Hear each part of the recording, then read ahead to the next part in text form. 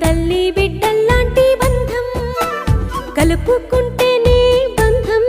కలిసి కడదాకా ఉంటేనే అందం